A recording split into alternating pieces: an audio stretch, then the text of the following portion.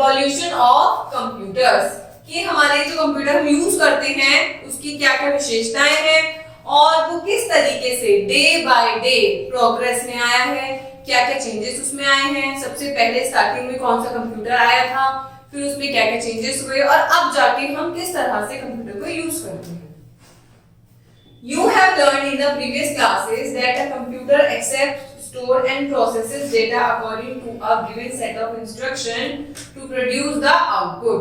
हमने last classes में पढ़ा है कि किस तरीके से ये जो कंप्यूटर है हमारे डेटा को इनपुट करता है, प्रोसेसिंग करता है, स्टोर करता है, हमारे इंस्ट्रक्शंस को फॉलो करता है और हमें आउटपुट देता है। But do you know how a computer was developed? The computer we use today are very difficult from the earlier devices that were invented for doing calculations. और आप जानते हैं कि कंप्यूटर कैसे स्टार्टअप हुआ, कंप्यूटर को इंट्रोड्यूस किसने करा। पहले जो डिवाइसेस होती थी वो कितनी हार्ड होती थी, यूज करने में कितनी डिफरेंट होती थी कैलकुलेशंस के लिए, और अब हमारा वो कंप्यूटर ने कितना इजी कर दिया है। दो मोर में देखते हैं। Some of the most popular abacuses were developed in China, Japan and Russia. अब हम देखेंगे कंप्यूटर किस तरीके से जनरेट हुआ, सबसे पहले क्या आया, लेकिन जो अबेकस है वो कहाँ डेवलप हुआ था, चाइना, जापान एंड रशिया में सबसे ज्यादा डेवलपमेंट हुआ था। अब हम देखते हैं कि कैलकुलेटिंग डिवाइस कौन कौन सी और किस तरीके से यूज हुई है। Let us learn about some of the early calculating devices. Early calculating devices are, some of the early calculating devices are as follow. जो सबसे पहले कैलकुलेशन करने के लिए डिवाइसेस आई थी उसमें थी सबसे पहले abacus. The abacus was probably the first calculating device. ये अबेकस सबसे पहली कैलकुलेटिंग डिवाइस थी। It has a wooden frame with beads sliding on wires. Wooden का बना हुआ था ये, इसमें वायर्स थे और उसमें बीड्स थी, छोटे छोटे लट्टू टाइप के। It was used to perform simple calculation like addition, subtraction, multiplication and division. इसका यूज कैसे हुआ था, सबसे पहले कैलकुलेशन में जोड़ने के लिए, घटाने के लिए, मल्टीप्लाई करने के लिए और डिवीजन करने के लिए यूज हुआ था। It is still in use today in many countries, especially in countries of Asia and Africa. और इसका अबेकस का यूज हम अब भी करते हैं और सबसे ज्यादा जो पॉपुलर सिटीज है, कंट्रीज है यूज करने के लिए वो है एशिया और अफ्रीका। आइए देखते हैं इसके बाद क्या आया, Napier bones. In 1916 sir John Napier made a calculating device and called its Napier bones. John Napier ने एक कैलकुलेटिंग डिवाइस बनाई थी ये वाली, जिसका नाम रखा गया Napier bones. The device was called Napier bones because it had numbers carved on bones on the strip on the wood. इसे नेपियर बोन क्यों कहा गया, क्योंकि इस पे जो नंबर लिखे हुए थे वो एकदम कर्व में लिखे हुए थे और स्ट्रिप्स, वुडन के स्ट्रिप्स में थे। It was used for addition, subtraction, multiplication and division and to find the square roots of number. Abacus का हमने क्या कब इस्तेमाल करा था, subtraction, addition, division, multiplication, but इसका हमने इसमें तो यूज करा पर साथ साथ स्क्वायर रूट नंबर का निकालने के लिए भी नेपियर बोन का यूज हुआ। अब तक हमने दो डिवाइसेस पढ़ी, थर्ड पढ़ते हैं Pascal.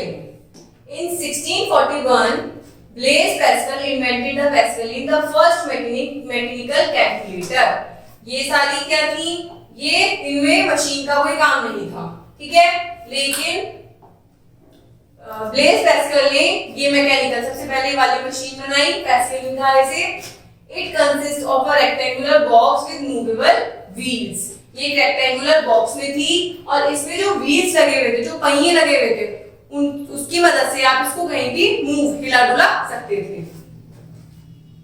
It was used for addition, subtraction, multiplying and dividing numbers up to the hundred and thousands. मतलब इसमें जो कैलकुलेशन हो सकती थी वो 100 and 1000 से भी ऊपर तक के नंबर्स की हो सकती थी। अब नेक्स्ट पढ़ते हैं डिफरेंस इंजन। ये देखिए difference engine. In the 19th century, Charles Babbage invented a machine called the difference engine to prepare mathematical tables. Mathematical tables को prepare करने के लिए चार्ल्स बेबेज ने एक मशीन इन्वेंट की थी जिसका नाम रखा गया डिफरेंस इंजन, और डिफरेंस इंजन का फोटो आप देख सकते हैं। इसके बाद आता है एनालिटिकल इंजन।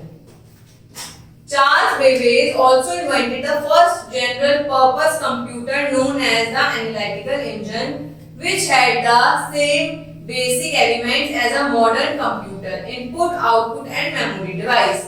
आजकल हम जो कंप्यूटर यूज करते हैं उस टाइप का मॉडल चार्ल्स बेबेज ने 19th सेंचुरी में बना दिया था। उसको हमने क्या करा, एनालिटिकल इंजन कहा। इसमें ये भी वैसे ही काम करता था जैसे आज के टाइम में हमारे कंप्यूटर काम करते हैं, इनपुट, प्रोसेसिंग, फिर आउटपुट।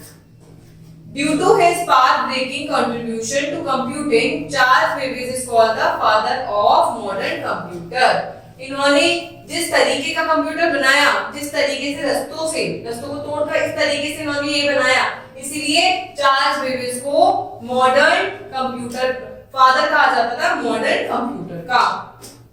अब तक हमने कितने सारे पढ़े? पहले हमने अबेकस पढ़ा, फिर हमने नेपियर बोन्स पढ़ा, फिर हमने पैस्कलिन पढ़ा, फिर हमने डिफरेंस इंजन पढ़ा, फिर एनालिटिकल इंजन पढ़ा। अब हम देखते हैं कि पहले तो ये हमारी मशीन्स की उत्पत्ति हो गई। अब हम देखते हैं कि कंप्यूटर्स ने हर जनरेशन में अपने आप को कैसे ग्रूम करा। ठीक है, evolution of computers. Computers are classified into different generations based on the technology used. अब इसको डिफरेंट जनरेशंस में हमने उन लोगों ने क्लासिफाई कर दिया था इसी ये टेक्नोलॉजी के यूज के ऊपर। फर्स्ट जनरेशन कंप्यूटर था 1940 से 1958 तक का। The following were characteristics of the first generation computer. अब हम देखते हैं कि फर्स्ट जनरेशन कंप्यूटर की क्या क्या विशेषताएं थी। पहली, they used vacuum tubes। ये vacuum tubes, first generation computer ने वैक्यूम ट्यूब्स का यूज करा। they were very large in size, had small internal storage and were very expensive। ये बहुत बड़े साइज में होते थे जो फर्स्ट जनरेशन वाले कंप्यूटर थे। साइज बहुत बड़ा होता था, स्टोरेज कम होता था और बहुत ज्यादा महंगे होते थे। Some of our first generation computers are as follows। अब हम देखते हैं कि फर्स्ट जनरेशन के कौन कौन से कंप्यूटर्स थे। सबसे पहले आते हैं मार्क 1 पे। Mark 1 was designed by Howard H. Aiken in the year of 1944। Mark 1 को किसने डिजाइन करा था? हॉवर्ड एच एकिन ने 1944 में। It was about 15 meters long and the wire connecting the various parts of the machine were about 800 kilometer long। ये total कितना लंबा था? 15 मीटर लंबा, और इसमें जितने भी वायर थे वो 800 किलोमीटर लंबे थे। कितने लंबे हो गए आप सोचिए। The machine was slow and took 3 to 5 seconds per calculation, but it was the first fully automatic calculator। थोड़ा धीरे काम करती थी, 3 से 5 मिनट लेती थी, 3 से 5 सेकंड लेती थी कोई भी कैलकुलेशन करने के लिए, बट सबसे पहली ऑटोमेटिक कैलकुलेटर थी। ऑटोमेटिक, इसमें खुद ही मशीन के थ्रू कैलकुलेशंस हो जाती थी। नेक्स्ट है electronic numerical integrator and computer. Next आया आपका एनईएक। पहला हमने मार्क 1 पढ़ा, दूसरा हमने ये पढ़ा। The ENIAC was developed by John Presper Eckert and John W. Mauchly in the year of 1946। इसको ENIAC कंप्यूटर को किसने इन्वेंट करा था? जॉन प्रेस्पर एकर्ट ने और जॉन डब्ल्यू माउचली ने 1946 में। It was the first fully electronic digital computer। अब आप कहेंगे कि वो भी फर्स्ट है, ये भी फर्स्ट है। नहीं, वो था इलेक्ट्रॉनिक तरीके से, ऑटोमेटिक तरीके से कैलकुलेशन करने वाला कंप्यूटर। ये था digital computer, electronic digital computer, जिसमें हम अपनी चीजों को देख भी सकते हैं। It consisted of 18,000 vacuum tubes।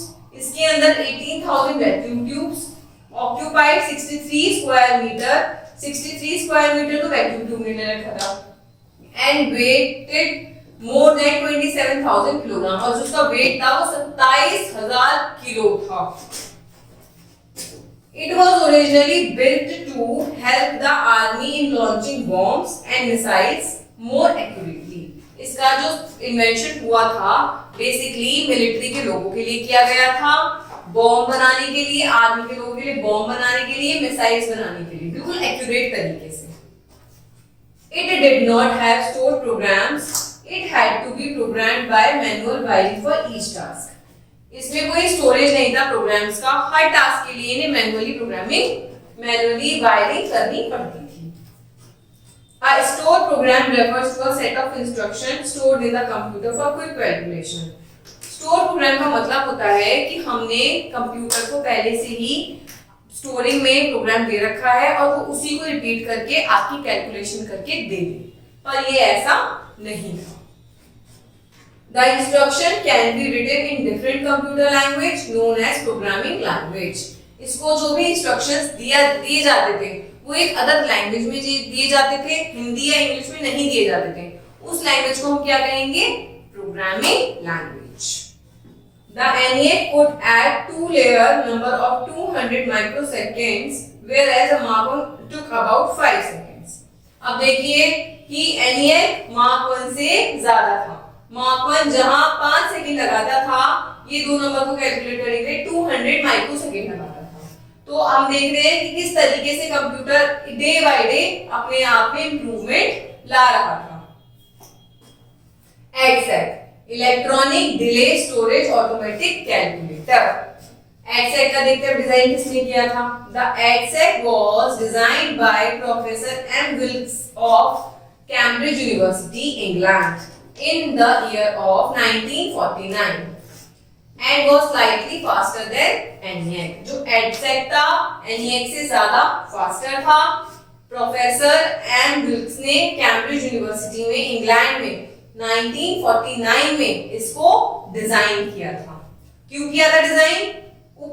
ENIAC से बेटर वर्जन बनाने के लिए। It weighed approximately 6,000 kilograms and occupied an area of 20 square meters. अब देखिए वो कितना था? 27,000 किलोग्राम था। ये कितना कम था? 6,000 किलोग्राम था। और कितना एरिया से ऑक्यूपाई कर रखा था? 20 square metre, only 20 square metre. और इसने कितना कर रखा था? 63 स्क्वायर मीटर। तो इससे बेटर बनाया है। It was the first electronic computer that used stored programs. अब ENIAC में आपके प्रोग्राम स्टोर नहीं हो पा रहे थे, पर EDSEC में आप अपने प्रोग्राम को स्टोर कर सकते थे। EDVAC, अब आया EDVAC। अब तक हमने अपना EDSEC, फिर EDVAC electronic discrete variable automatic computer. Although the EDVAC was designed earlier than the EDSEC, its development got delayed.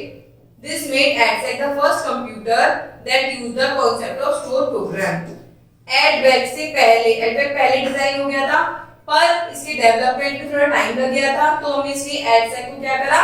First computer कर दिया था डिक्लेयर, जो प्रोग्राम्स को स्टोर कर सकता था। The EDVAC was proposed by John P. Eckert and John W. Mauchly in 1944. Even as the ENIAC was being developed, मतलब ENIAC already develop हो गया था और इसको डेवलप किसने करा था? जॉन पी एकर्ट ने और जॉन डब्ल्यू माउचली ने। John von Neumann, who also gave the concept of stored program, joined them later to help designing EDVAC.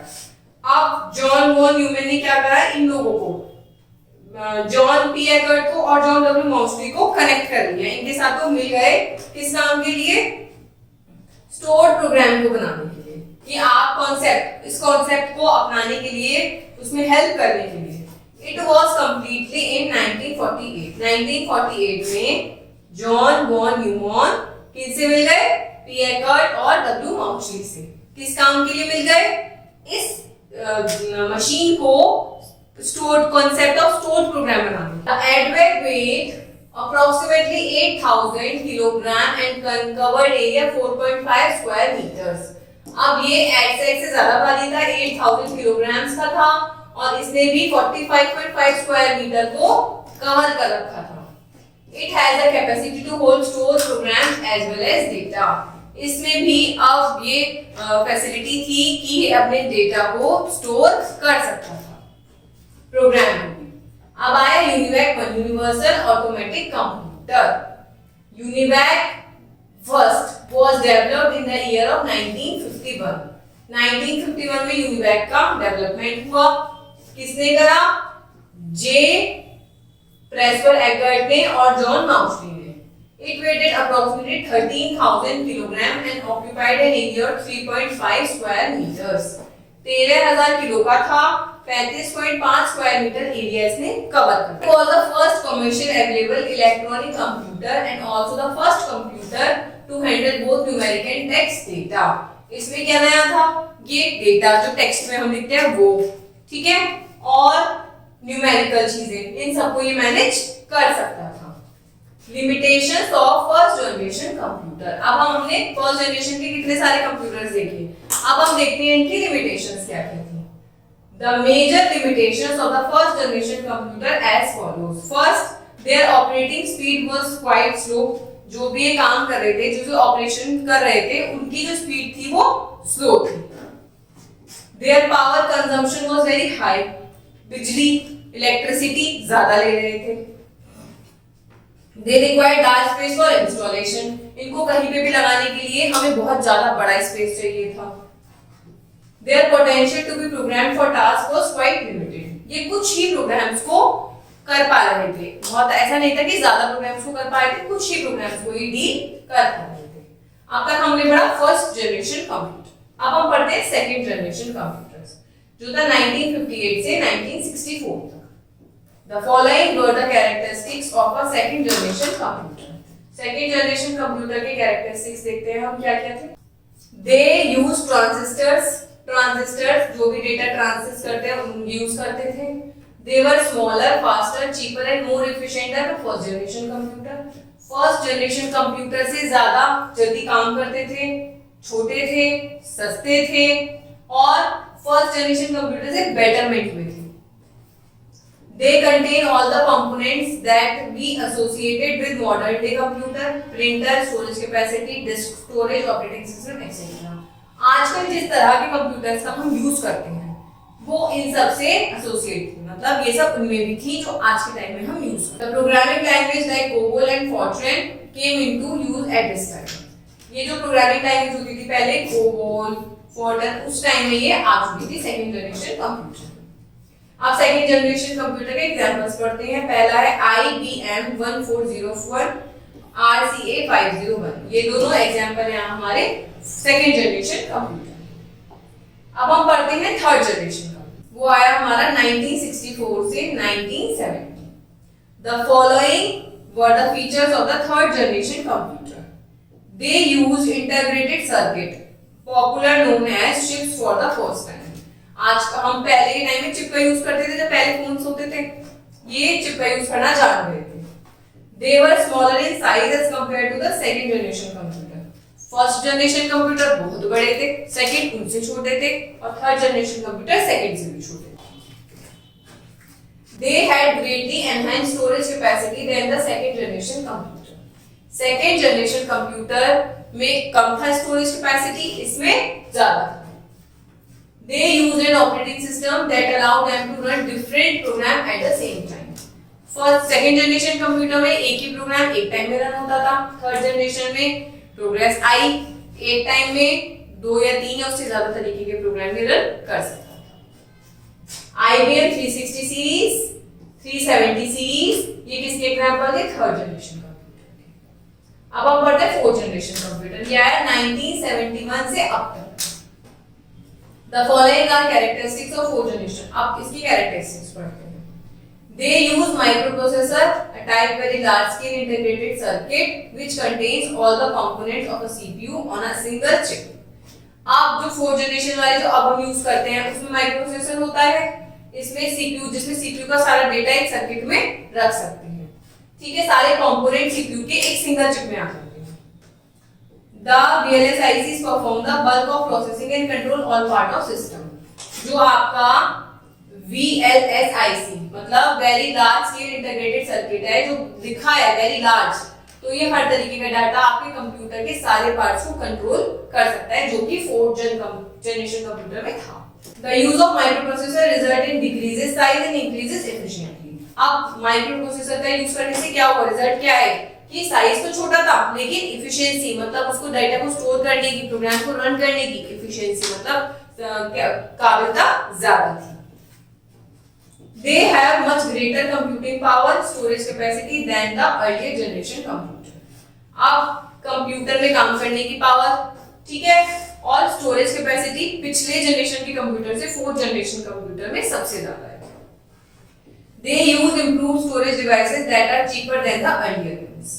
इसमें स्टोरेज डिवाइसेस भी सस्ती है पहले वाले कंप्यूटर से ज्यादा. अगर हम पहले वाले जनरेशन कंप्यूटर को ज्यादा स्टोरेज देंगे तो उसमें क्या होगा कि वो ज्यादा अमाउंट हमसे मांगेंगे, ज्यादा अमाउंट उसमें लगेगी, पर इसमें कम अमाउंट हमें खर्च करना है और हमारी जो भी कैपेसिटी है, जो भी स्टोरेज है वो ज्यादा आएगी.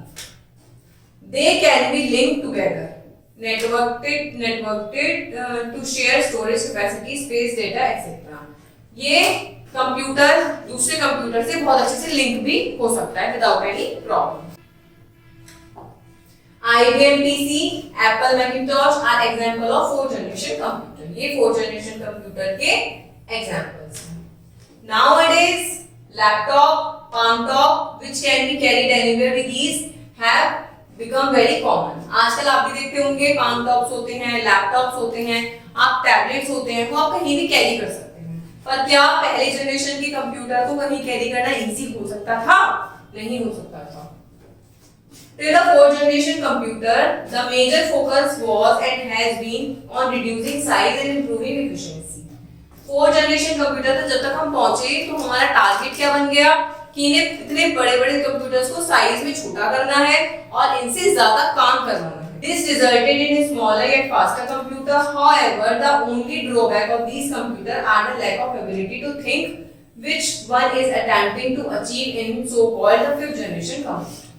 इसके अंदर बस इतना था, फोर्थ जनरेशन कंप्यूटर का लैक पॉइंट था कि इनमें खुद की थिंकिंग पावर नहीं थी जो फिफ्थ जनरेशन के कंप्यूटर में आ रही है, like AI, artificial intelligence. In computers में फोर्थ जनरेशन कंप्यूटर में क्या था, हमने जो कमांड दी है, हमने जो चीजें दी हैं, वो उसी को फॉलो करके हमें रिजल्ट दे दे. अब हम पढ़ते हैं फिफ्थ जनरेशन कंप्यूटर जो 1989 से फ्यूचर आगे तक चलेगी. ठीक है. The fifth generation computer are referred to as a super computer.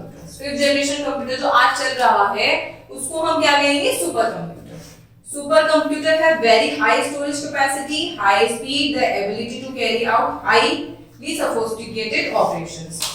कठिन से कठिन तरीके का ऑपरेशन भी कर सकते हैं, स्टोरेज कैपेसिटी ज्यादा होती है, काम जल्दी करते हैं, इलेक्ट्रिसिटी कम लगती है, साइज में छोटे होते हैं. तो ये सब सारी फैसिलिटीज जो हमें हर जनरेशन में प्रॉब्लम फेस करनी पड़ी है, वो फिफ्थ जनरेशन में सारी प्रॉब्लम को सॉल्व कर दिया है. The first super computer built by India by परम.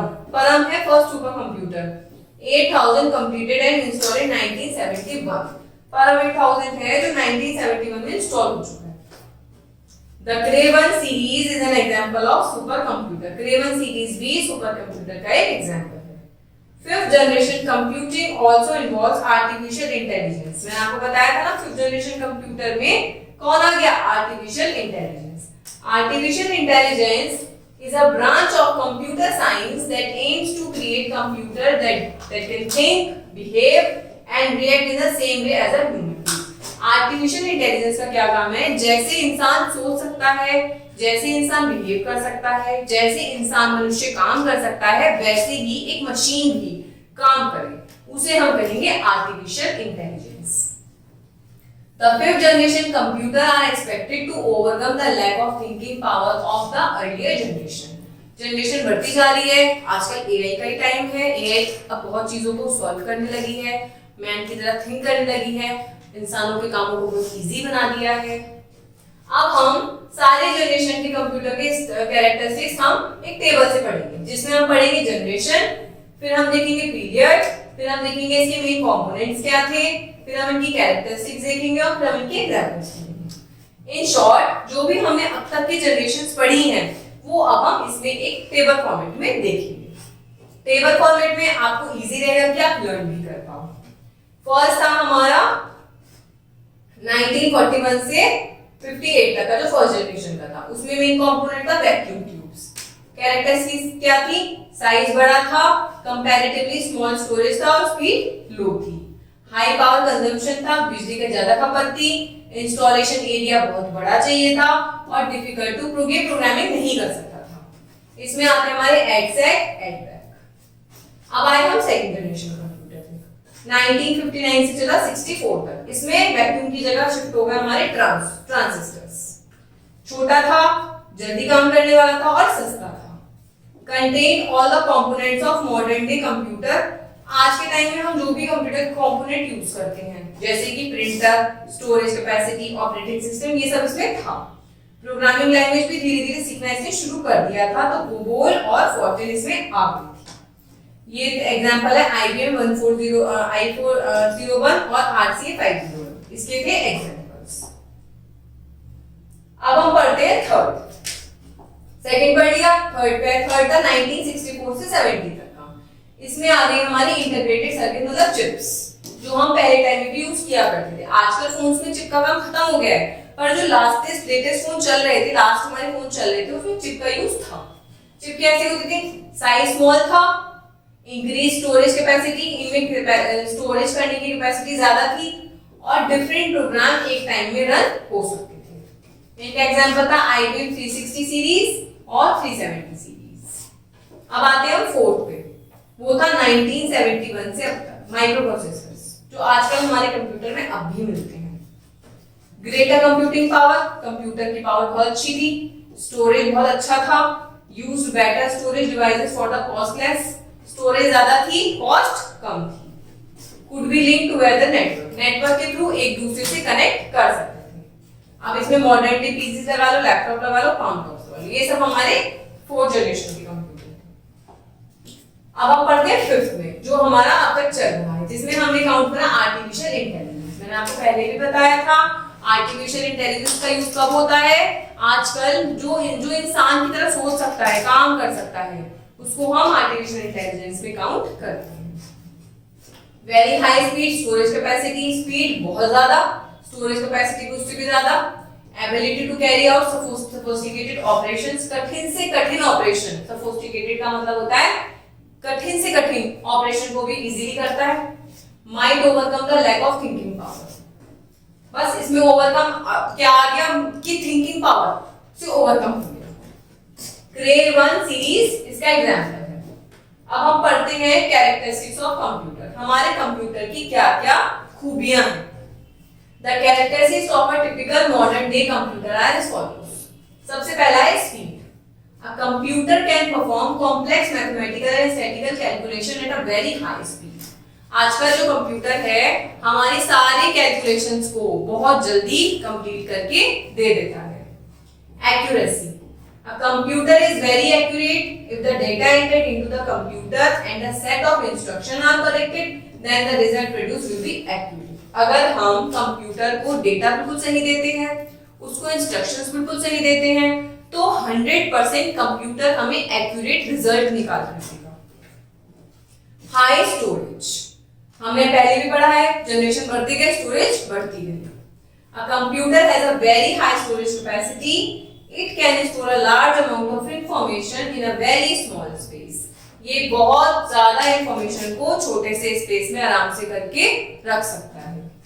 The information stored can be recovered instantly and correctly whenever desired. अब सपोज कीजिए आपने कंप्यूटर को इंफॉर्मेशन सेव कर दी, अब कभी भी आपको वो इंफॉर्मेशन चाहिए तो कंप्यूटर आपको सेम टाइम पे तुरंत आपको वो चीज निकाल के दे सकता है। Diligence. Being a machine, a computer does not suffer from boredom or lack of concentration and continues to work with the same accuracy till power supply it to it. इसके अंदर ऐसा नहीं होगा जैसे इंसान किसी काम को करते करते बोर हो जाता है, थक जाता है, परेशान हो जाता है, ऐसा कंप्यूटर के साथ बिल्कुल नहीं होता। इसका कंसंट्रेशन, जैसे इंसान का कंसंट्रेशन, एक ध्यान लगाना खत्म हो जाता है, कंप्यूटर का नहीं होता। जब तक उसमें आप इलेक्ट्रिसिटी की पावर दे रहे हैं तब तक कंप्यूटर उतना ही एक्यूरेसी से काम करेगा, कंसंट्रेशन से काम करेगा जितना आप उससे करवाना चाहें। अब नेक्स्ट हम पढ़ेंगे वर्सेटिलिटी। वर्सेटिलिटी का मतलब होता है ability to perform different types of job, मतलब ये एक टाइम में अलग अलग तरीके के काम बहुत रैपिडली अच्छे तरीके से जल्दी करके आपको दे देता है। A computer can perform different type of job efficiently. ऐसा नहीं है कि हमने कंप्यूटर में 4 प्रोग्राम रन कर रखे हैं तो वो एक प्रोग्राम को कम अच्छे से करेगा, दूसरे को ज्यादा अच्छे से करेगा। वो चारों प्रोग्राम को उतनी ही एक्यूरेसी के साथ करके देगा। It can work with different type of data, picture, audio, video. इसमें आप किसी भी तरीके का डेटा यूज कर सकते हैं। पिक्चर हो गया, ऑडियो, वीडियो, टेक्स्ट, ग्राफिक्स, हर तरीके का। लिमिटेशन, अब हमने देखा कि कंप्यूटर की इतनी सारी कैरेक्टरिस्टिक्स होती है, कितनी सारी विशेषताएं होती हैं। अब हम देखते हैं कि इसमें एक लैक क्या होता है, लिमिटेशंस क्या है इसकी। Today's computer lack of ability to make decisions. अब हम कंप्यूटर के ऊपर ये तो नहीं छोड़ सकते आप इस चीज का डिसीजन ले लीजिए। डिसीजन तो कंप्यूटर नहीं ले सकता किसी भी चीज का। They need to be told what to do at each and every step. अब हमने कंप्यूटर को इनपुट तो दे दिया कि 3 + 5 करके दिखाना है, पर जब तक हम उसको इंस्ट्रक्ट नहीं करेंगे तो कंप्यूटर खुद ब खुद उस पे काम नहीं कर सकता। In an unexpected situation, a computer will either produce incorrect result or will not complete the task. Same जो मैंने आपसे कहा, या तो कंप्यूटर उसे वहीं छोड़ देगा, ठीक है, या फिर आपको कुछ भी इनकरेक्ट रिजल्ट प्रोवाइड करा देगा। तो इसलिए एक लिमिटेशन कंप्यूटर की यही है कि वो खुद से कुछ भी काम नहीं कर सकता है। हमें कंप्यूटर को इंस्ट्रक्ट करना बहुत जरूरी है। Thank you.